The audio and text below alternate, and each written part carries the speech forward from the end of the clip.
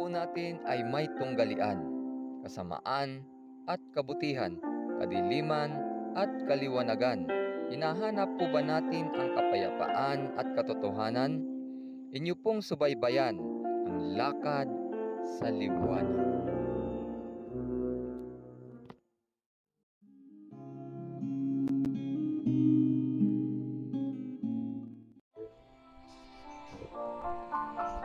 Purihin natin ang Panginoon sa mga oras pong ito.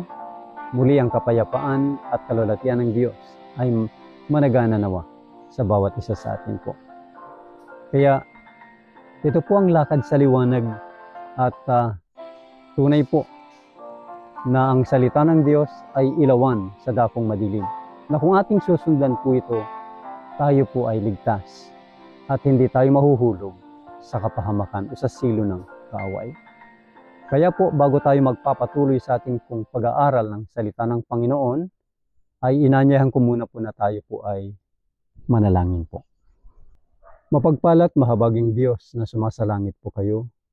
Sa oras pong ito, Ama, kami muli ay lumalapit sa inyo sa trono ng biyaya, nang may kapakumbabahan sa inyo pong banal na harapan, Ama.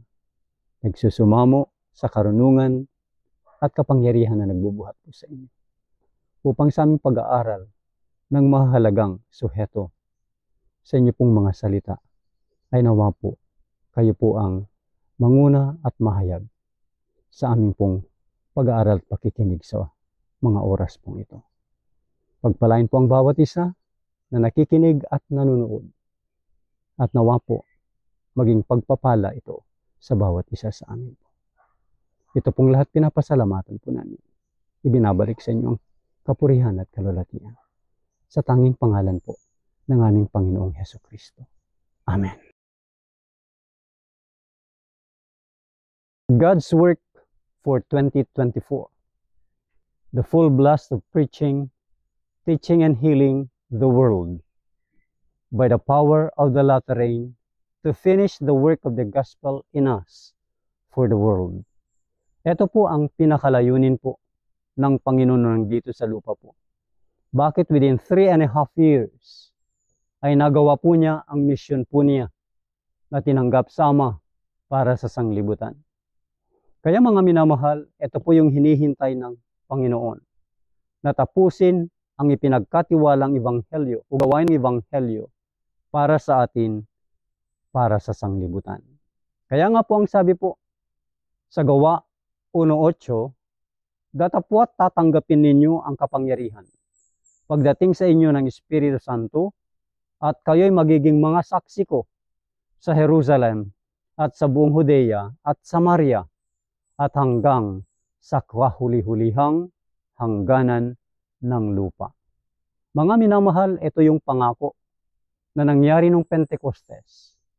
Noong dumating ang banal na Espiritu na nagbigay kapangyarihan sa mga lagad, sila'y naging saksi sa buong Jerusalem, sa Judea, Samaria, hanggang sa kahuli-hulihang hangganan ng lupa.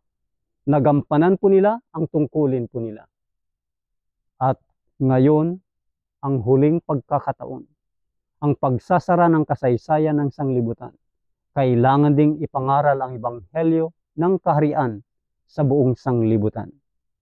Sabi po sa Mateo 24:14, at ipangangaral ang ebanghelyong ito ng kaharian sa buong sanglibutan sa pagpapatutuo sa lahat ng mga bansa, at kung magkagayoy, darating ang wakas. Kaya mga minamahal, ito yung hinihintay ng Panginoon po, sapagkat ang pangangailangan ng sanglibutan ay muling maipahayag si Kristo bilang siya yung mabuting balita. Siya yung tagapagligtas sa lahat ng makasalanan katulad ko at katulad po natin. Sapagkat si Kristo lamang ang pwedeng makapagligtas. Siya lamang ang mabuting balita. Siya po yung ebanghelyo na kailangang mailaganap sa buong sanglibutan. Paano po ito? Ang sabi po dito sa Matthew 4:23, paano natin maipapahayag sa sanglibutan si Kristo? Ito po ang sabi po sa talapong ito. At nilibot ni Jesus ang buong Galilea na nagtuturo sa mga sinagoga nila at ipinangangaral ang ebanghelyo ng kaharian at nagpapagaling ng lahat ng mga sari-saring sakit at mga karamdaman na nasa mga tao. Mga minamahal, ito po yung hinihintay ng Panginoon na maipahayag sa sanglibutan upang si Kristo ay makita sa pamamagitan ng kanyang mga alagad. Sino pong mga alagad po niya nagaganap nito? Tayo. Tayo na lahat na tinawagan ng Panginoon ay mayroon tayong tungkulin na ganapin ang pagtuturo, pangangaral at pagpapagaling. At sa ganitong paraan, may papahayag si Kristo sa sanglibutan at darating po ang wakas. Kaya sabi nga po, what the world needs today? A revelation of Christ. Who will reveal and how? Kaya yun po ang sinasabi po. Kung paano si Kristo ang nagbigay ng halimbawa, ay gagawin din natin ang kanyang ginawa. Siya po yung example, siya yung model, siya yung pattern. Kaya po, sa unang bahagi ng ating pong pag-aaral, kinakailangan po ng conversion of mind. Pagbabago sa isipan po. Base po sa mga fundamental principles ng Biblia. Kaya nandito po tayo sa number 2. Nung nakaraan po, nasa number 1 po tayo. That there is only one true God, the Father. Ngayon po ay tayo papasok sa number 2 fundamental principle, the Son of God. That there is one Lord Jesus Christ. Sabi po sa Efeso 4:4 hanggang 6.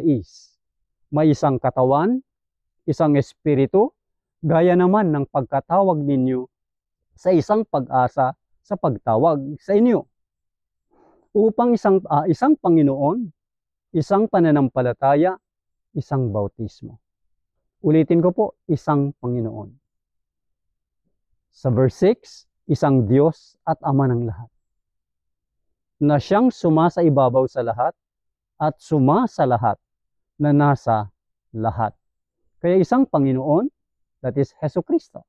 Isang Diyos, that is ang Ama. Kaya po sa unang Korinto 8:6, ngunit sa ganang atin ay may isang Diyos lamang. Sino po siya? Ang Ama. Nabuhat sa Kanya ang lahat ng mga bagay at tayo'y sa Kanya. Karugtong at isa lamang Panginoon, si Hesus Kristo, na sa pamamagitan niya ang lahat ng mga bagay at tayo'y sa pamamagitan niya. Kaya maliwanag ulit po na naulit ang fundamental principle number 1 at number 2. Nang nag-iisang tunay na Diyos ay ang Father at ang nag-iisang Panginoon natin ay ang ating Panginoong Hesus Kristo na siyang anak ng Diyos. Kaya si Hesus Kristo, sabi po, the Son of the Eternal Father. Sabi sa Juan 5:18, dahil dito nga'y lalo nang pinagsikapan ng mga Hudyo na siya'y patayin, sapagkat hindi lamang sinira ang araw ng Sabat, kundi tinatawag din naman na kanyang sariling Ama ang Diyos, na siya'y nakikipantay sa Diyos. Actually, sa paniniwala po, na kung sabihin po natin na Ama natin ang Diyos, yan ang sabi po ng mga Hudyo. Yan po. Ibig sabihin po, ibinibilang na ang sarili ay Diyos. Sapagkat kung tutuusin at isipin po natin, mga minamahal, kapag ang anak ay anak ng aso, therefore, ang kanyang ama ay aso. Kaya kung ang tao ay ama, natural ang anak ay tao. Therefore, kung ang Diyos ang iyong ama, therefore yung anak ay Diyos. Ngunit hindi siya yung tunay na Diyos. Kaya ang tunay na Diyos ay ang ama. Ngunit ang anak ay may pagka-Diyos. Ganyan din po ang ating Panginoong Hesus Kristo. Kaya sabi po sa unang Juan 5:11-13, at ito ang patutuo, na tayo binigyan ng Diyos ng buhay na walang hanggan. At ang buhay na ito ay nasa kanyang anak. Tandaan po natin po. Kaya, saan po ang pinagbubuhatan ng buhay? Ang Diyos, ang Ama. Ngunit ang daluyan ay ang kanyang anak. Kaya po sa 13, at ang bagay na ito ay isinulat ko sa inyo upang inyong maalaman na kayo'y mayroong buhay na walang hanggan sa makatwid ay sa inyong nananampalataya sa pangalan ng anak ng Diyos. So makita po natin po, ang susi, pananampalataya. Kanino? Kay Kristo. At anong magiging bunga? Buhay na walang hanggan. Saan po galing po ito? Sa Ama. Yan po. Kaya po, ang ating Panginoong Hesukristo, sabi po, the one by whom He created all things. By whom? Sa pamamagitan niya. Nalikha ang lahat ng mga bagay. Iba yung by whom sa of whom. Yan po. Kaya pag of whom, buhat, pinanggalingan. Kaya sabi po sa Hebreo 1 at 2, ang Diyos na nagsalita ng unang panahon sa ating mga magulang, sa iba't ibang panahon at sa iba't ibang paraan, sa pamamagitan ng mga propeta, ay nagsalita sa atin sa mga huling araw na ito, sa pamamagitan ng kanyang anak, na siyang itinalaga na tagapagmana ng lahat ng mga bagay, na sa pamamagitan naman niya ay ginawa ang sanglibutan. Kaya mga minamahal, sa pamamagitan niya, nalikha ang lahat ng bagay. And by whom they do consists. Kaya po ang sabi po ng Apostol Pablo sa Colosas 1:17, at siya'y una sa lahat ng mga bagay. At ang lahat ng mga bagay ay nangabubuhay dahil sa Kanya. So take note mga kapatid. Kaya po ay siya ay una daw sa lahat ng mga bagay. At ang lahat ng mga bagay ay nabubuhay dahil sa Kanya. Kaya without Christ, we will die. For we cannot do anything. Yan mga minamahal. That He took on Him the nature of the seed of Abraham for the redemption of our fallen race. Kaya kinuha niya ang ating likas, na tao. Kaya makita po natin po, kung tao ang kinuha niya, so lahat ay nasa Kanya ang likas. Kaya lamang po, ang hindi lang niya nagawa ay ang magkasala. Ang salansangin ang kalooban ng kanyang ama. Ayon sa Hebreo 2:14, dahil sang mga anak ay mga may bahagi sa laman at dugo, siya na may gayon ding nakabahagi sa mga ito. Upang sa pamamagitan ng kamatayan ay kanyang malipol yaong may paghahari sa kamatayan. Sa makatuwid ay ang dyablo. So makita po natin po yung sakripisyo na ginawa ng ating Panginoong Hesukristo. Bilang anak ng Diyos, ay naging tao po siya. Ang layunin niya is para tubusin tayo. At ang sabi pa, malipol. Yung, sabi po, yung naghahari sa kamatayan. Sino po yun? Ang kaaway na ang dyablo, si Satanas. Kaya po, sa versikulo 15, at mailigtas silang lahat na dahil sa takot sa kamatayan, ay nangasa ilalim ng pagkaalipin sa buong buhay nila. Kaya mga minamahal, kung tayo ay nasa kasalanan, tayo ay nagiging alipin buong buhay po natin. Kaya kinakailangan ng kasalanan ay maalis sa atin po upang tayo'y mapalaya sa pagiging alipin po. Kaya si Kristo ang gagawa po niyan. Siya lamang po ang pwedeng makaalis ng kasalanan sa atin po. Mayroon tayong magagawa, makipag-cooperate. Isuko natin sa Kanya po ang lahat ng ating mga kasalanan ito. At siya ang tutulong sa atin para totally maalis ang kasalanan sa buhay po natin. Sapagkat tunay na hindi niya tinutulungan ang mga anghel, kundi tinutulungan niya ang binhi ni Abraham.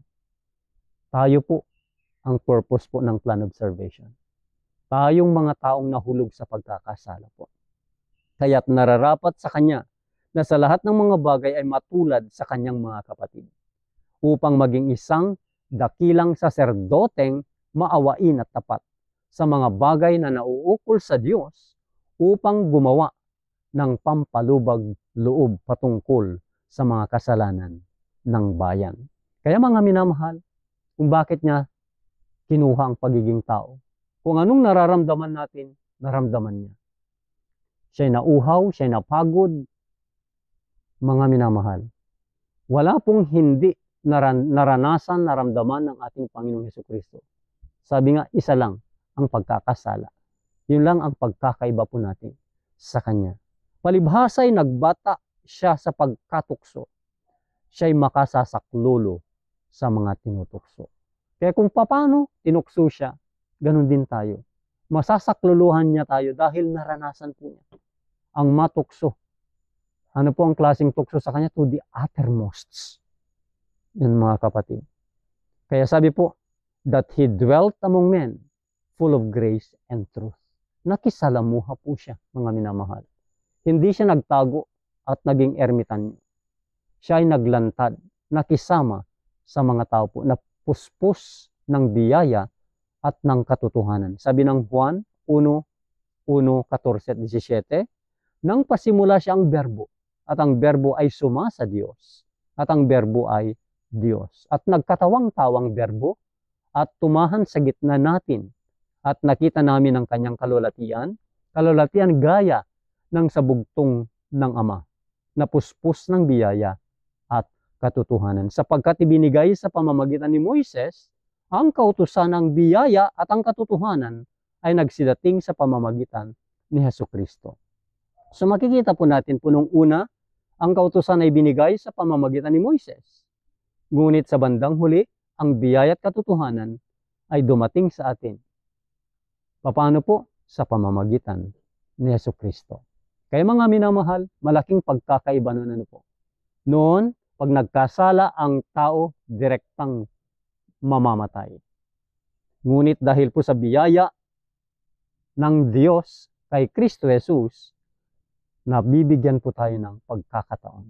Malaki ang pagkakaiba noon sa ngayon. Sapagkat noon, naririnig, nakikita, nakakasama nila ang Diyos. Ngayon po, tayo ay hindi natin siya nakikita. Nababasa na lang po natin po sa kanyang mga salita at sa mga gawa ng kalikasan. Kaya mga minamahal, si Kristo po ay nabuhay bilang halimbawa po natin at namatay siya bilang sakripisyo o handog po natin. Kaya mga minamahal, sa Juan 3:15, sabi po, sapagkat kayo'y binigyan ko ng halimbawa upang gawin naman ninyo ayon sa ginawa ko sa inyo. Kaya nagsilbi po siyang halimbawa po natin po. Kaya po, sabi po sa 1 Peter 2:21-25, sapagkat sa ganitong bagay kayo'y tinawag, sapagkat si Kristo man ay nagbata dahil sa inyo, na kayo'y iniwanan ng halimbawa upang kayo'y mangagsisunod sa mga hakbang niya. Mga minamahal, eto po, siya'y gumawa ng halimbawa. Eto ngayon, sinasabi sa atin na magsisunod sa kanyang mga nilakad o nilakaran o hinakbang. Kaya na siya'y hindi nagkasala o kinasumpungan man ng daya ang kanyang bibig. So ito po yung nais ng Panginoon po sa atin po. Na sana po ang kasalanan ay matigil. Yan po. At ang daya ay huwag nawang masumpungan sa ating mga bibig. Na nang siya'y alipustahin ay hindi gumanti ng pag-aalipusta. Nang siya'y magbata ay hindi nagbala, kundi ipinagkatiwala ang kanyang sarili doon sa humahatol ng matuwid. Kaya pala po kung titingnan natin sa kanyang pagkamatay po, nung siya'y talagang linitis at inusig hanggang sa cross, makikita po natin, wala mang lang paghihiganti sa kanyang mukha, sa salita, at sa lahat po na makikita sana sa ating Panginoong Yesus. Wala po. Kaya kung bakit po sabi niya ipinagkatiwala niya ang kanyang sarili doon sa humahatol ng matuwid. Sino po yung humahatol ng matuwid? Ang Ama na nasa langit. Kaya pala po kung bakit po sinasabi sa atin ang paghihiganti ay sa Diyos. Wala po sa atin po. Kaya ang atin lamang po is gampanin, ganapin po natin ang ipinapagawa ng Panginoon. At ang consequence, nasa Panginoon pa rin po. Kaya kung gumawa tayo ng mabuti, para sa atin.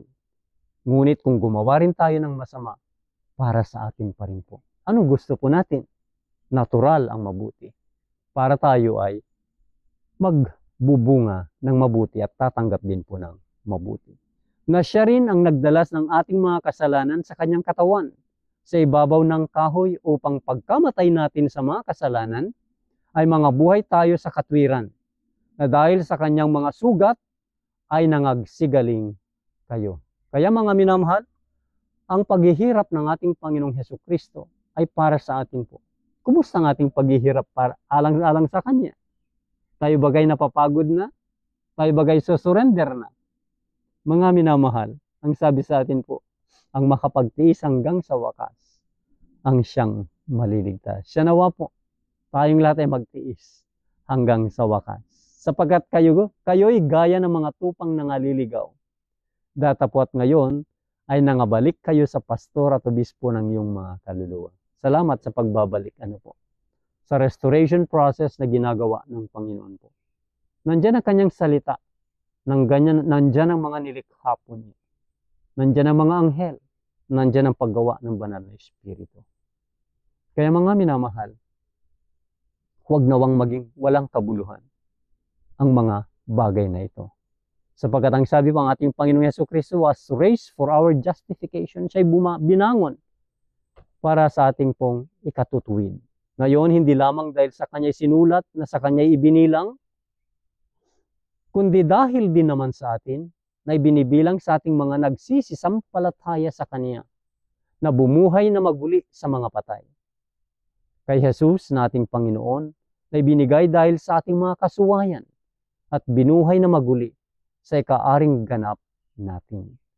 Mga minamahal, ito po ang nais ng Panginoon po. Una is para tayo ay ariing ganap, gawing matuwid. Ibig sabihin po, para bagang wala tayong nagawang pagkakasala. Dito tayo magpapasimula po para sa pagpapatuloy ng ating pagpapakabanal na buhay. Kaya kailangan muna po tayong ariing ganap sa pamamagitan ng pananampalataya kay Kristo Jesus na ating Panginoon. Kaya po ibinigay niya sa atin bilang tayong mga anak ng pagsuway. Ngayon ay narito po yung nangyari sa buhay po niya. Siya'y namatay at binuhay na muli para po sa ating ikaaring ganap. At siya ay umakyat sa langit to be our only mediator in the sanctuary in heaven. Kaya ayon sa Salmo 68 verse 18, sumampa sa mataas, pinatnubayan ang iyong bihag sa pagkabihag, tumanggap ng mga kaloob sa gitna ng mga tao, oo, pati sa mga mapanghimagsik upang makatahang kasama nila ang Panginoong Diyos. Totoo po mga minamahal. Sapagkat po kung titingnan po natin, maging ang mga mapanghimagsik kung ito'y nabago, ay naging maibigin. Yan po. Katulad ng ating kapatid na sa Apostol Juan, na dati ay anak ng kulog pero naging John the Beloved. Nakita niya at nangyari sa buhay po niya ang buhay ng ating Panginoong Hesukristo. Kaya sa kanyang patutuo siya po ay nakasandal. Halos lagi-lagi sa ating Panginoong Hesukristo. Kaya sabi po sa Efeso 4:8, sumampa ka sa mataas, pinatnubayan mo ang iyong bihag sa pagkabihag, tumanggap ka ng mga kaloob sa gitna ng mga tao, o pati sa mga mapanghimagsik, upang makatahang kasama nila ang Panginoong Diyos. So, magkahawig sila sa Salmo 68:18 at ang Efeso 4:8. Nung umakyat ang ating Panginoong Hesukristo sa langit po. At sabi po ni Pablo po sa unang Timoteo 2:5, sapagkat may isang Diyos at may isang tagapamagitan sa Diyos at sa mga tao. Sino po ang tagapamagitan sa Diyos at saka sa tao na nag-iisa? Ang taong si Hesukristo. Kaya tandaan po natin po, isa lang ang tunay na tagapamagitan. Wala na pong iba po ayon sa banal na kasulatan po. Si Kristo Jesus lamang po. Sa Hebreo 8:1-5, ang kinauwian nga ng mga bagay na aming sinasabi ay ito. Mayroon tayong isang dakilang saserdote na nakaupo sa kanan ng luklukan ng karangalan sa mga langit, ministro sa santuaryo at sa tunay na tabernakulo na itinayo ng Panginoon, hindi ng tao. Sapagkat ang bawat dakilang saserdote ay inilalagay upang maghandog ng mga kaloob at ng mga hain naman At sa ganito'y kinakailangan din namang siya'y magkaroon ng anumang ihahandog. Kung siya nga'y nasa lupa, ay hindi siya saserdote sa anumang paraan. Palibhasay, mayroon nang nagsisipaghandog ng mga kaloob ayon sa kautusan na nangaglilingkod sa anyo at anino ng mga bagay sa kalangitan, gaya naman ni Moises na pinagsabihan ng Diyos nang malapit nang gawin niya ang tabernakulo, sapagkat sinabi niya, ingatan mo na iyong gawin ang lahat ng mga bagay ayon sa anyong ipinakita sa iyo sa bundok. Kaya huwag kang magkamali, Moses. Talagang eksakto ang dapat mong paggawa sa tabernakulo. Kaya sa Hebreo 9:23-24, kinakailangan nga ng anyo ng mga bagay sa sangkalangitan ay linisin ng mga ito. Ngunit ang mga bagay ring ito sa kalangitan ay linisin ng lalong mabubuting handog kaysa rito. Anong ginagamit na paghandog noon? Dugo ng hayop. Pero para sa kalangitan, ano po? Ang sanktuaryo o tabernakulo ng langit. Ano ang ginamit na panghugas? Ang dugo ng ating Panginoong Hesukristo. Sapagkat hindi pumasok si Kristo sa dakong banal na ginawa ng mga kamay, na kahalintulad lamang ng tunay, kundi sa talagang langit upang humarap ngayon sa harapan ng Diyos dahil sa atin. So makita po natin po yung papel ng ating Panginoong Hesukristo, yung gagampanin po niya. Bakit siya bumalik, umakyat sa langit, humarap sa Diyos dahil sa atin? Kaya sapagkat siya'y tumungo mula sa kaitaasan ng kanyang santuaryo, tumingin ang Panginoon sa lupa mula sa langit, upang dinggin ang buntong hininga ng bilanggo, upang kalagan yung nangaitakdang patayin. So makita po natin, mga minamahal, ito po ang layunin. Bakit nandun siya sa langit po? Tiningnan niyang lupa. Tayo po yung mga bilanggo na sinasabi po na kailangang makalagan, mapalaya. Kaya upang may pahayag ng mga tao ang pangalan ng Panginoon sa Zion at ang kanyang kapurihan sa Jerusalem, nang ang mga bayan ay mapisan at ang mga kaharian upang maglingkod sa Panginoon. So makikita po natin po rito po na ang ultimatum is may balik at magpuri ang mga tao sa Diyos. Maglingkod sa Kanya po. Kaya po sa Apokalipsis 15:5, at pagkatapos ng mga bagay na ito ay tumingin ako, at ang sanktuaryo ng tabernakulo ng patutuo sa langit ay nabuksan. So tandaan po natin po, kaya sa kasalukuyan po, at malapit nang magtatapos po ang gawain ng ating Panginoong Hesukristo doon sa langit. Ang kanyang pamamagitan ay malapit nang magtatapos. Kaya samantalahin po natin po habang bukas pa ito po. Kailangan natin ng paglilinis ng ating mga kaluluwa sa pamamagitan ng pagpapahayag ng ating mga kasalanan at paghingi ng kapatawaran. Kaya po, mga minamahal, hindi lamang po yun. Kailangang talikdan po ang paggawa ng kasalanan. Kaya sabi po, where through the merits of His shed blood, He secures the pardon and forgiveness of the sins of all those who penitently come to Him. Kaya makikita po natin po, dahil sa dugo ng ating Panginoong Jesucristo, hindi dahil sa atin po. Kaya tayo napatawad sa ating mga kasalanan sa lahat po ng mga nagsisising lumalapit po sa Kanya.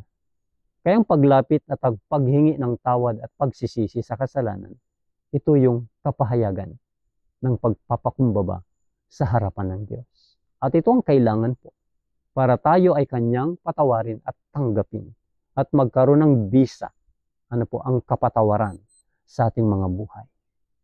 The power of forgiveness. Kaya sa Matthew 11:28-30, magsiparito kayo sa akin, kayong lahat na nangapapagal at nangabibigatang lubha, at kayo'y aking papahingahin. Pagod ang lahat po sa paggawa ng kasalanan. Si Kristo lamang ang makapagpapahinga sa paggawa natin ng kasalanan. Kaya sabi ni Kristo, pasanin ninyo ang aking pamatok at mag-aral kayo sa akin. So pasanin daw po natin ang kanyang pamatok. And that is the law. That is obedience. at mag-aral kayo sa akin. Anong ating pag-aaralan sa Kanya? Sapagkat ako'y maamo at mapagpakumbabang puso. Kaya dito pa lamang po, ang edukasyon po ay character building. Maging katulad tayo sa likas ng ating Panginoong Hesukristo. Ito yung pag-aaralan natin sa Kanya. Dahil ito'y nawala po sa atin. Kailangang maibalik po ito sa atin po. At masusumpungan ninyo ang kapahingahan ng inyong mga kaluluwa. Totoo po, na kapag tayo na bago po, at ang likas ng Panginoon mapapa sa atin, tunay po na kapahingahan nga ang mararanasan po natin. Sapagkat malambot ang aking pamatok, magaan ang aking pasan. Totoo po. Kaya sa taong masunurin po, magaan po. Mas mahirap pang sumuway, mga kapatid. Kaya sabi po sa Mateo 26:28, sapagkat ito ang aking dugo ng tipan, na nabubuhos dahil sa marami, sa ikapagpapatawad ng mga kasalanan. Kaya sa lahat po ng nananampalataya sa ating Panginoon, nakipagtipan po tayo sa Kanya. Dahil sa dugo na ibinayad niya para sa ating kasalanan. Para tayo mahugasan, mapatawad, sa lahat po ng ating kasalanan. Kaya tayo ay inaatasan na makipagtipan sa Kanya, sa ikapupuri ng kalulatian ng Kanyang biyaya, na sa atin ay pinagkaloob na masagana sa minamahal, na sa Kanya'y mayroon tayo ng ating katubusan sa pamamagitan ng Kanyang dugo, na kapatawaran ng ating mga kasalanan ayon sa mga kayamanan ng Kanyang biyaya. Kaya mayroon tayong katubusan po sa pamamagitan ng Kanyang dugo. Kaya po, yung dugo, ito'y kumakatawan sa buhay. Kaya yung buhay po niya ay ibinuwis para tayo mabuhay. Ang kapatawaran ng ating mga kasalanan at ang mga kayamanan ng Kanyang biyaya ay matanggap po natin. Yan mga kapatid.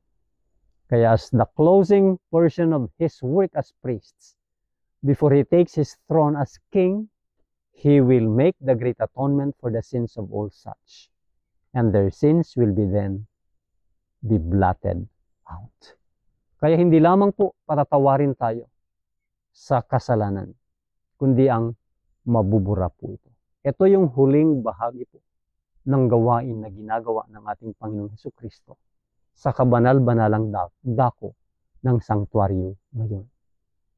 Kaya po, habang may pagkakataon pa, ito po ang kailangan po, ang paglilinis sa kasalanan po natin. Cleanliness of filthiness of flesh and spirit, perfecting holiness in the fear of God. Kaya sabi pa po sa Hebreo 3:1, kaya mga banal na kapatid, mga may bahagi sa pagtawag sa kalangitan, inyong isipin ang apostol at dakilang saserdote na ating kinikilala, si Jesus. Yan po. Kilalanin natin po si Jesus bilang dakilang saserdote. Kaya kung ating pong nakikilala siya, alam natin na tayo kanyang ipinamamagitan. At kung tayo pinamamagitan niya, tayo ay mayroong pag-asa. Yan po. Kaya sabi po sa Hebreo 4:14-15, yaman ngang tayo may isang lubhang dakilang saserdote na pumasok sa kalangitan. Si Jesus na anak ng Diyos ay ingatan nating matibay ang ating pagkakilala. Ulitin ko po yung salitang ginamit po ni Apostol Pablo. Ingatan nating matibay ang ating pagkakilala. Kaya napakahalaga po pagkakilala natin sa ating Panginoong Hesukristo po. Kapag nakilala natin siya, makikilala rin natin ang Diyos. At ang pagkakilala sa kanila, ito ay buhay na walang hanggan. Sapagkat tayo'y walang isang dakilang saserdote na hindi maaring mahabag sa ating kahinaan, kundi isa na tinukso sa lahat ng mga paraan. Gaya rin naman natin. Gayon may walang kasalanan. Pinanganlan ng Diyos na dakilang saserdote ayon sa pagkasaserdote ni Melchizedek, sapagkat nararapat sa atin ang gayong dakilang saserdoteng banal, walang sala, walang dungis, nahihiwalay sa mga makasalanan at ginawang lalong mataas pa kaysa sa mga langit. At sinabi ni Jesus sa kanila, katotohanang sinasabi ko sa inyo, na kayo'y nagsisunod sa akin sa pagbabagong lahi pagkauupo na ang anak ng tao sa luklukan ng kanyang kalwalatian. Kayo na may magsisiupo sa 12 luklukan upang magsihukom sa 12 angkan ni Israel. Napakabuti ang Diyos. Kahit na tayo makasalanan, kanyang tinubos, at kanyang ipinamagitan sa Ama. At kung tayo ay dadalhin doon na makikisama, tayo pa daw po'y magsisihukom sa 12 angkan ng Israel. Anong pribilehyo? Anong karangalan? Anong karapatan po ito? Na ipinagkakalob sa bawat isa sa atin po. Kaya sabi sa Matthew 25:31, datapwat pagparito ng anak ng tao na nasa kanyang kalulatian, nakasama niya ang lahat na mga anghel. Kung magkagayoy, luluklok siya sa luklukan ng kanyang kalulatian. Kaya nga, mangagsisi kayo at mangagbalik loob upang mangapawi ang inyong mga kasalanan. Upang kung magkagayoy, magsidating ang panahon ng kaginhawahang mula sa harapan ng Panginoon. Kailangan natin ng conversion, transformation, reformation, mga minamahal. At tayo magbalik loob upang mangapawi ang mga kasalanan po natin. Hindi mapapatawad lang, kundi mapawi, mabubura sa listahan, sa record. At matatanggap po natin ang tinatawag na kaginhawan, refreshing, or latter rain. Huling ulan na siyang kapangyarihan na tatapos ng gawain ng Ebanghelyo sa lupa pong ito. And borne away from the sanctuary as shown in the service of the Levitical priesthood, which foreshadowed and prefigured the ministry of our Lord in heaven. So nga makita po natin po na siya po'y nasa langit po, nakatumbas ng nasa lupa po, ng mga pari dito sa lupa'y namamagitan din po sa bayan sa Diyos. Ngunit ito'y natapos na nung ipinako sa krus. Kaya si Kristo na ang gumaganap ng katuparan. At hindi na tayo naghahandog ng hayop para sa kasalanan po natin. Sapagkat minsan at magpakailanman naihandog na ang ating Panginoong Hesus. Yan po.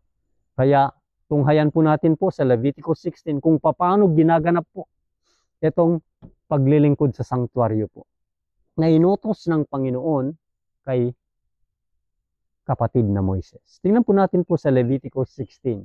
Ating pong isa-isahin po para bilang mga tao po na hindi masyadong nakapansin sa Leviticus 16 ay makita po natin po kung paano ginagawa ang paghahandog sa panahon ng daily at yearly atonement. Sa versikulo 1, kapitulo 16 ng Leviticus, at sinalita ng Panginoon kay Moises, pagkamatay ng 2 anak ni Aaron, nung nagsilapit sa harap ng Panginoon at namatay. At sinabi ng Panginoon kay Moises, salitain mo kay Aaron na yung kapatid na huwag pumasok sa tuwina sa dakong banal sa loob ng tabing, sa harap ng luklukan ng awa na nasa ibabaw ng kaban, upang siya'y huwag mamatay. Sapagkat ako'y pakikitang nasa ulap sa ibabaw ng luklukan ng awa. Ganito, papasok nga si Aaron sa loob ng dakong banal. May dalang isang guyang turo na handog dahil sa kasalanan. At isang tupang lalaki na handog na susunugin. Pansinin po natin po, ano po ang dala ni Aaron po? Papasok sa loob ng dakong banal, may dalang isang guyang turo na handog dahil sa kasalanan at isang tupang lalaki na handog na susunugin. Siya'y magsusuot ng kasuotang banal na lino at ng salawal na lino sa kanyang laman. At magbibigkis siya ng pamigkis na lino. At ang mitra na lino ay kanyang isusuot. Ito ang mga bihisang banal. At paliliguan niya ang kanyang laman sa tubig at pawang isusuot niya. At siya'y kukuha sa kapisanan ng mga anak ni Israel ng 2 kambing na lalaki na pinakahandog dahil sa kasalanan, at ng isang tupang lalaki na pinakahandog na susunugin. At ihaharap ni Aaron ang turo na handog dahil sa kasalanan na patungkol sa kanyang sarili. At itutubos niya sa kanya at sa kanyang sambahayan. At kukunin niya ang 2 kambing at ilalagay niya sa harap ng Panginoon sa pintuan ng tabernakulo ng kapisanan. At pagsasapalaran ni Aaron ang 2 kambing. Ang isang kapalaran ay sa Panginoon at ang isang kapalaran ay kay Azazel. At ihaharap ni Aaron ang kambing na kinahuhulugan ng kapalaran sa Panginoon at ihahandog na pinakahandog dahil sa kasalanan. Ngunit ang kambing na kinahulugan ng kapalaran kay Azazel ay ilalagay na buhay sa harap ng Panginoon upang itubos sa kanya at payaunin kay Azazel sa ilang. At ihaharap ni Aaron ang turo na handog dahil sa kasalanan na patungkol sa kanyang sarili. At itutubos sa kanyang sarili at sa kanyang sambahayan at papatayin ang turo na handog dahil sa kasalanan na patungkol sa kanyang sarili. At kukuha siya sa dambana na nasa harap ng Panginoon ng isang suuban ng puno ng mga baga. At kukuha ng 2 dakot ng masarap na kamangyan na totoong dikdik at kanyang dadalhin sa loob ng tabing. At ilalagay niya ang kamangyan sa ibabaw ng apoy sa harap ng Panginoon upang ang mga usok ng kamangyan ay tumakip sa luklukan ng awa na nasa ibabaw ng kaban ng patutuo upang huwag siyang mamatay. At siya'y kukuha ng dugo ng turo at iwiwisik ng kanyang daliri sa ibabaw ng luklukan ng awa sa dakong silangan, at sa harap ng luklukan ng awa ay iwiwisik niyang makapito ng kanyang daliri ang dugo. Kung magkagayoy, papatayin niya ang kambing na handog dahil sa kasalanan na patungkol sa bayan at dadalhin ang dugo niyaon sa loob ng tabing. At ang gagawin sa dugo niyaon ay gaya ng ginawa sa dugo ng turo at iwiwisik sa ibabaw ng luklukan ng awa at sa harap ng luklukan ng awa. At itutubos niya sa dakong banal dahil sa mga karumalan ng mga anak ni Israel at dahil sa kanilang mga pagsalangsang sa makatwid bagay sa lahat nilang kasalanan. At gayon ang kanyang gagawin sa tabernakulo ng kapisanan na nasa kanila sa gitna ng kanilang mga karumlan.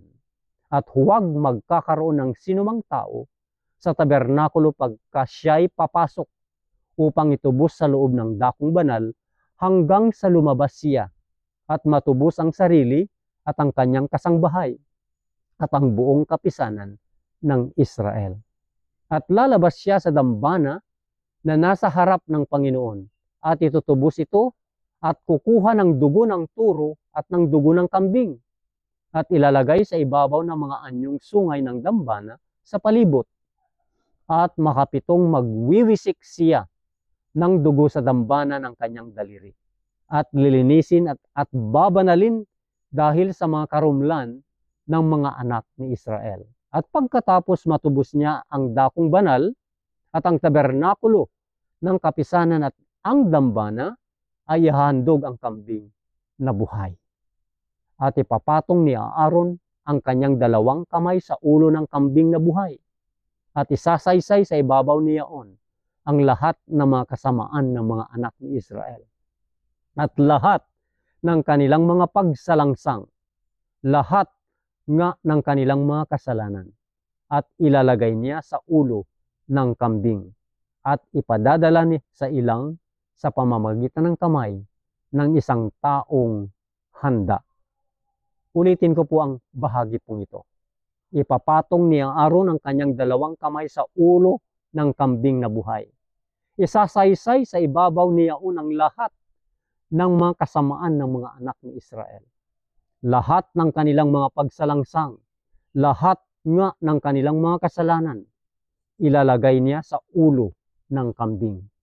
at ipadadala sa ilang sa pamamagitan ng kamay ng isang taong handa. At dadalhin ng kambing ang lahat ng mga kasamaan nila sa lupaing hindi tinatahanan at pawawalan niya ang kambing sa ilang. At papasok si Aaron sa tabernakulo ng kapisanan at maghuhubad ng mga suot na lino na isinuot niya nang siya'y pumasok sa dakong banal.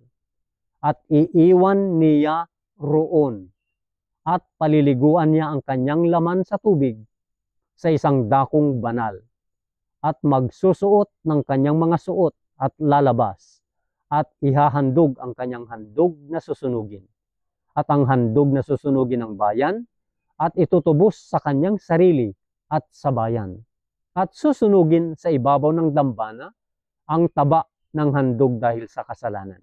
At yaong nagpakawala ng kambing na ukol kay Azazel ay maglalaba ng kanyang mga suot at maliligo ang kanyang laman sa tubig. At pagkatapos ay papasok siya sa kampamento. At ang turo na handog dahil sa kasalanan at ang kambing na handog dahil sa kasalanan na ang dugo ay dinala sa loob ng dakong banal upang itubos ay ilalabas sa kampamento at susunugin nila sa apoy ang mga balat ng mga yaon at ang laman at ang dumi. At ang magsusunog ay maglalaba ng kanyang mga suot at maliligo ang kanyang laman sa tubig at pagkatapos ay papasok siya sa kampamento. At ito'y magiging palatuntunan magpakailanman sa inyo. Sa ikapitong buwan na ikasampung araw ng buwan ay pagdadalamhatiin ninyo ang inyong mga kaluluwa. At anumang gawain ay huwag gagawa ang tubo sa lupain. Niyang taga-ibang bayan ay nakikipamayan sa inyo, sapagkat sa araw na ito, gagawin ang pagtubos sa inyo upang linisin kayo. Sa lahat ng iyong mga kasalanan ay magiging malinis kayo sa harap ng Panginoon. Sabat nga na takdang kapahingahan sa inyo at papagdalamhatiin ninyo ang iyong mga kaluluwa. Ito'y palatuntunan magpakailanman. At ang saserdote na papahiran at itatalaga upang maging saserdote na kahalili ng kanyang ama ay siyang tutubos at magsusuot ng mga kasuotang lino na mga banal ngang kasuutan at tutubusin niya ang banal na santuaryo at tutubusin niya ang tabernakulo ng kapisanan at ang dambana at tutubusin niya ang mga saserdote at ang buong bayan ng kapisanan. At ito'y magiging palatuntunang walang hanggan sa inyo na tubusin ang mga anak ni Israel dahil sa lahat nilang mga kasalanan nang minsan sa isang taon at ginawa niya ayon sa inutos ng Panginoon kay Moses. So ito po mga minamahal, ang paglilingkod sa banal na dako ng sanktuaryo dito sa lupa. Noong narito po si Moses pa po dito sa lupa na siyang pinaka-leader ng Israel. Ito'y ginawa po nila, mga minamahal, nung sila'y nasa ilang. At nagpatuloy po ito hanggang sa naipako si Kristo sa cross. At ito ang nagpatigil sa mga paglilingkod o paghahandog ng mga hayop. Kaya ito po, mga minamahal, ang fundamental principle number 2 ng anak ng Diyos. Ang ating Panginoong Hesukristo ay nag-iisang Panginoon.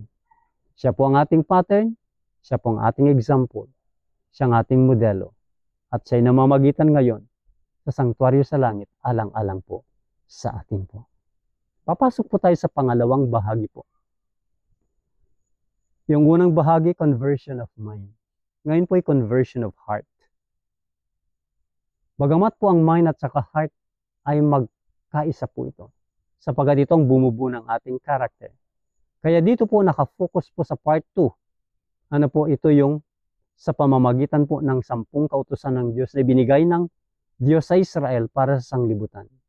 Na ito yung pundasyon ng pagtuturo ng revival at reformasyon. Kaya tayo po ngayon ay nasa unang kautusan po, to the letter and to the spirit. Ano po ang unang kautusan po? Ang sabi po, "Thou shall have no other gods before me." Pinakilala niya muna ang kanyang sarili po. Bago niya sinabi po ito po, "Ako ang Diyos." Ano po? Na nag-ahon sa iyo sa lupang, ano po, Ehipto, na siyang, ano po, tahanan ng pagkaalipin. Kaya po ang sabi po niya po, "Thou shall have no other gods before me." Huwag kang magkaroon ng ibang Diyos sa harap ko. Sino po ang nagsasabi pong ito? Ang nag-iisang tunay na Diyos, ang Ama, sa pamamagitan ng ating Panginoong Hesukristo. Sabi po rito po, Jehovah, the eternal, self-existent, uncreated one, Himself the source and sustainer of all. Bakit ko ginamit ang English po? Para mas malinaw po para sa atin po. Minsan pag i-translate po sa Tagalog, ay nagkakaroon po ng kunting diferensya po. Kaya sabi po, Jehovah, the eternal, self-existent, uncreated one, Himself, the source and sustainer of all, is alone entitled to supreme reverence and worship. Sino lang daw po ang nararapat po na sambahin at ating pong itanghal? Sabi po, si Jehovah, ang Diyos Ama. Ang Ama ng ating Panginoong Hesukristo, na Diyos din ng ating Panginoong Hesukristo. Kaya sabi po sa sa unang utos pong ito, sabi niya po, "Man is forbidden to give to any other object the first place in his affections or his service." Kaya po ang tao po ay pinagbabawalan na maglagay ng anumang bagay na mas higit na nauuna sa kanyang paglilingkod sa Diyos. Yan po. Dapat po ang number one sa buhay po natin ay walang iba kundi ang Diyos. Whatever we cherish that tends to lessen our love for God or to interfere with the service due Him, of that do we make a God. Kaya makita po natin po, kahit yung magbawas lang ng ating pong damdamin sa Diyos, ano po, umaring, ano po, hadlang o pagbabara, ano po, balakit sa paglilingkod sa Kanya po. Ito po ay nagiging paggawa ng Diyos-Diyosan pala po, mga minamahal. Kaya napakahalaga po nating pong malaman po ang utos na ito. Ibig sabihin po, ang Diyos po ang dapat number one sa atin po. Kahit mga magulang natin, kahit asawa natin, kahit kaibigan po natin, dapat mga number two lang sila. Ang pinaka number one sa buhay po natin ay ang Diyos. Ang kalooban niya, kung mayroon man tayong gagawin na hindi kalooban ng Diyos, unahin natin ang kalooban ng Diyos. Kaya anumang panahon, saan mang lugar, kailangan po ang pagsunod sa mga utos ng Diyos. Particular na ang unang utos po. Papasok po tayo sa pangatlong bahagi po. Conversion of lifestyle. Kaya conversion of mind, conversion of heart, conversion of lifestyle. Ito ang kailangan pong maganap sa tao po bago siya papasok sa kaharian ng Diyos o kaharian ng langit. Except a man be born again, be converted, hindi siya makakapasok sa kaharian ng langit po. So sa conversion po ng ating mga estilo sa buhay, ay dito papasok po ang pagpapagaling. Pagpapagaling ng mga sakit o karamdaman. Sapagkat dito po dahil sa mga maling lifestyle po natin, ay nahuhulog tayo sa kakasakit at maagang kamatayan. Kaya po ang pagpapagaling sa pamamagitan ng mga doktor ng Diyos.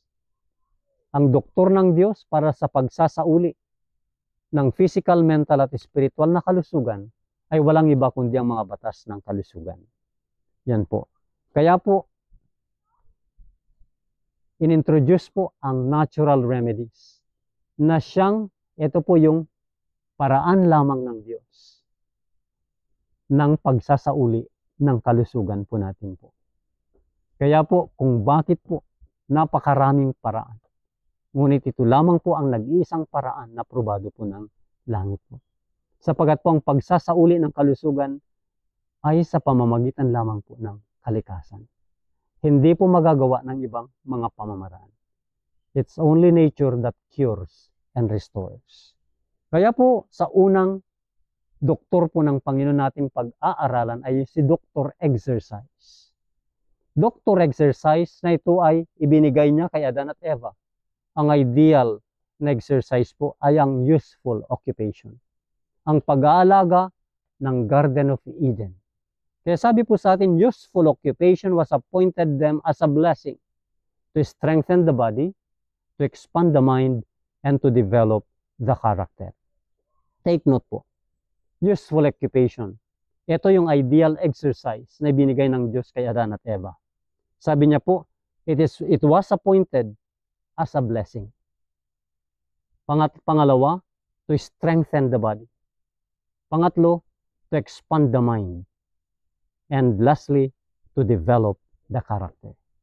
So ito po ang purpose po kung bakit may exercise o trabaho. Kaya ito yung ideal na exercise na ibinigay ng Diyos sa unang mga magulang po natin. It is necessary for good health. Sapagkat ang sabi po, action is a law of our being. Kaya batas ng ating pagkatao ang pagkilos. Hindi pwedeng paupo-upo, pahiga-higa lamang. Kaya sabi po, action ay batas ng ating pagkatao at ang bawat parte ng katawan natin ay mayroong itinakdang gawain upon the performance of which its development and strength depend. Kaya po nagiging malakas po siya dahil nakikilos. Hindi mo ikilos yan, manghihina at liliit. Yan mga kapatid. And it quickens the circulation of the blood. Totoo po. At nagpapabilis po ng sirkulasyon ng dugo sapagkat ang kalusugan ay nakadepende sa sirkulasyon ng dugo po natin. At ang exercise po dapat ay gawin sa open air. Exercise in the open air should be prescribed as a life-giving necessity. It eliminates impurities from the system. At sabi pa po, inactivity is a fruitful cause of disease. Kaya pag hindi tayo nag-exercise, naging inactive po tayo, magkakasakit po tayo. And exercise quickens and equalizes the circulation of the blood. But in idleness, the blood does not circulate freely. And the changes in it, so necessary to life and health, do not take place. So therefore, mga minamahal, it is a must to exercise. Yan po. Kaya po, sabi pa po, ang skin daw po natin ay nagiging inactive. Bakit po? Hindi man lang tayong pawisan. Dahil hindi tayo nag-exercise. Kaya pag nag-exercise tayo, mabubuksan ang ating mga butas ng ating balat. At lumalabas po ang mga dumi dyan sa balat po natin yan. And impurities are not expelled as they would be if the circulation had been quickened by vigorous exercise. The skin kept in a healthy condition and the lungs fed with plenty of pure air and fresh air. Yan po. Kaya mga minamahal, itong kalalagayan ng sistemang ito, sabi niya po, throws a double burden on the excretory organs. Kaya kailangan po mag-exercise para matulungan natin po ang ating sistema na maglabas ng dumi. At kung hindi po, ano magiging bunga po? Sakit ang magiging bunga. Kaya nga, habang may pagkakataon, lumabas po sa ating mga kinalalagyan po. At lalo tigit sa mga nag-uopisina na laging nakaupo, mga brain workers. Nagsabi po sa atin, strictly temperate habits combined with proper exercise would ensure both mental and physical vigor and would give power of endurance to all brain workers. Kaya po kahit na tayo nag-uopisina, kailangan po ng exercise po. Kailangan i-combine po ang physical and mental exertion para magkaroon po tayo ng, sabi niya po, endurance. Yan po, power of endurance and physical vigor. Kasama na po ang ating mental. At ano ang resulta po kapag hindi tayo kumikilos, walang ginagawa? Sabi niya po, a fruitful cause of disease. Yan po, ito ang malaking, magdudulot ng mga sakit. Yan po, ang ating excretory organs, hindi sila magiging active po. Mananatili ang mga dumi sa ating katawan. Kaya ang balat po natin, ang ating baga, ay kinakailangang maging active po ito, mga minamahal. Kaya po, kapag nag-exercise po tayo, bakit lumalakas po tayo? Kasi pati yung mga muscles at ang mga buto po natin ay napapagtibay po sila. Kaya po, sa normal na kalalagayan, at least 20 minutes daily walking exercise ay sapat na para ma-maintain ang ating physical fitness. At least 20 minutes po. At alam nyo po, gusto mong bumata, ay di mag-exercise po tayo. Ang hindi active po, makita natin madaling tumanda. Ang kanilang mga mukha, malungkot. Pero kapag ang taong nag-exercise po, masaya ang mukha. Kaya bumabata. Kaya ang exercise po ay mayroon siyang miracle na nagagawa po. Katulad ng paglalakad. Sabi nga po, walking in all cases where it is possible is the best remedy for diseased bodies.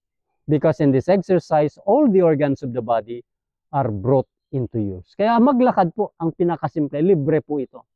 Lahat ng parte ng katawan natin ay nakikilos at nagiging active ang bawat part ng katawan. Kaya ito'y oportunidad ng bawat isa, ito'y mabuting gamot o medisina. Ngayon, anong masasabi po natin sa exercise na ito? Sabi po, let us do then God's prescribed exercise for our benefit and to all whom we associate with, to the glory of God the Father and His Son Jesus Christ, our Lord and Savior. It is the prescription without a medicine and the weight control without a diet. Kaya mga minamahal, ang ating pong suheto, conversion of the mind, conversion of the heart, conversion of our lifestyle.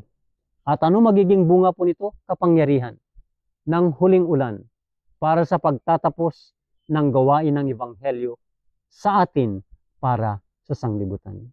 At kung magkagayon, sabi po sa atin po, maipapahayag sa atin ang likas at katwiran ng ating Panginoong Yesus. At kung magkagayoy, darating ang wakas. Kaya mga minamahal, ito'y panawagan sa bawat isa. Makibahagi po tayo sa full blast of preaching, teaching, and healing para sa sanglibutan ito. By year 2024, sana po, ang tsansa na ibinibigay sa atin ng Panginoon po para po sa ating paglakad sa liwanag na siyang maghahatid sa atin sa pintuan ng langit. Maraming salamat po at pagpalain po tayo ng Diyos sa pagkakataon pong ito. At bago tayo magtatapos po ay inanyan kong tayo po'y manalangin po. Mapagpalat mahabaging Diyos na sumasalangit po kayo, nagpapasalamat muli kami sa inyo pong ibinigay na mensahe po sa amin. Bilang patuloy po na paghahanda po namin ang conversion ng aming isipan, conversion ng aming mga puso at ng mga estilo sa pamumuhay upang matanggap po namin ang huling ulan na siyang kapangyarihan na magpapahayag ng Ebanghelyo sa sangkatauhan at kung magkagayoy, darating po ang wakas. Pagpalain po ang lahat ng nakikinig at nanonood amang banal. Ibinabalik po namin ang kapurihan, kalulatian sa inyo sa pangalan po ng aming Panginoong Hesukristo. Amen.